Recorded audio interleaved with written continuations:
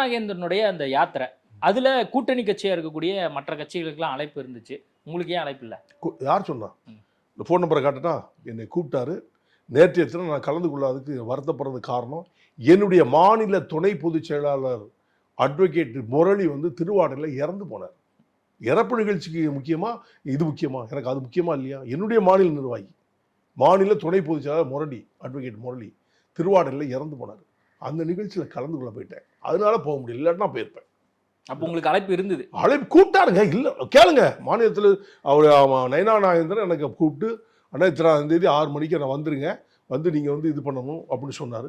சொன்ன உடனே நான் சரின்னு சொன்னேன், சரின்னு சொல்லியிருந்தேன். ஆனால் நேற்றைய தினம் நடந்த துயர சம்பவத்தில் போய் நான் கலந்துக்கிட்டேன்.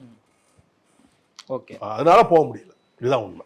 அது அவருக்கு நான் மத்தியானம் அடித்து சொல்லலான்னு அடித்தேன், அவர் எடுக்கலை. அவர் பிஸியாக இருந்திருப்பார் நினைக்கிறேன். அவர் பையனுக்கு அடித்தேன், எடுக்கலை. அதனால் நான் நேரடியாக இறப்பு நிகழ்ச்சி, முக்கிய நிகழ்ச்சி இறப்பு நிகழ்ச்சி, என்னுடைய மாநில துணை போச்சு. அதனால் அந்த நிகழ்ச்சிக்கு நான் போயிட்டேன். அதான் உண்மை. அண்ணாமலை அண்மை காலமாக அதிருப்தியில் இருக்காரு. ஒருவேளை அவர் தனி கட்சி கூட தொடங்கலாம் அப்படிங்கிற மாதிரியான செய்திகள் வந்துட்டு இருக்கு. நீங்க என்ன நினைக்கிறீங்க? இது அண்ணாமலை தான் சொல்லணும், நான் சொல்ல முடியாது. இதெல்லாம் யூகம், இதெல்லாம் ஒவ்வொருத்தரும் யூகம். இல்ல, அவர் இன்னைய வரைக்கும் பேசிட்டு இருக்காரு. அவர் தனி கட்சி தொடங்கணும்னு சொன்னா அவர் அப்பவே போயிருக்கலாம். அவர் அப்படி ஒரு எண்ணத்துல இல்லாதவங்க நீங்க ஏன் தேவையில்லாம மீடியாக்கள் தனி கட்சி தொடங்கினா கண்டிப்பா நான் கூப்பிட்டு சொல்றேன் அப்படின்னு வேற சொல்றாரு. இதே தனி கட்சி எல்லாம் தொடங்க மாட்டார், நானே சொல்றேன். அவர் அப்படிப்பட்ட ஆள் கிடையாது. செய்த இடத்துல நன்றியோடு இருக்கிற விசுவாசம் உள்ள ஒரு நல்ல மனிதர். அவரை போய் குறைபாடுகளை சொல்லி மீடியாக்கள் சொல்வது தவறு. 6 மாசத்துல இன்னும் தேர்தல் வரப்போது, யாருக்கு அட்வான்டேஜ் இருக்கிறதா நீங்க பாக்குறீங்க? அட்வான்டேஜ் என்பது கூட்டணியை பொறுத்து தான். யாருக்கு அட்வான்டேஜ்னா கூட்டணியை பொறுத்தான்.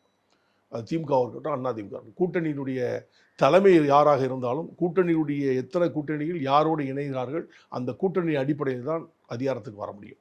அது திமுக இருந்தால் சரி, அதிமுக சரி. தனிச்சு ஆட்சி அமைச்சிட முடியும்னு நினைக்கிறீங்களா, இல்ல கூட்டணியாக அந்த ஆட்சி அதிகாரத்தில் பங்கு அப்படிங்கிற வரைக்கும்? இது எல்லாருடைய கூட்டணி தலைவருக்கும் விருப்பமான ஒன்று தான். கூட்டணியில் எங்களை சேர்த்துக்கணும் எப்பவுமே பேசுறது தான். ஆனால் வரலாறு என்ன சொல்லுன்னா, இதுவரைக்கும் புரட்சி தலைவர் எம்ஜிஆர் காலத்திலிருந்து கூட்டணி கட்சியினுடைய ஆட்களுக்கு யாருமே அவங்க இணைத்து அவர்கள் ஆட்சி அமைவது இல்லை. அது ஒரு சாபக்கேடு தமிழ்நாடு. அது மாதிரி எந்த 2 திராவிட கட்சிகளும் கூட்டணி தலைவர்களையோ கூட்டணியில் இருக்கின்றவர்களுக்கோ ஆட்சி அமைக்கும் பொழுது சேர்க்க மாட்டார்கள் என்பதுதான் உண்மை.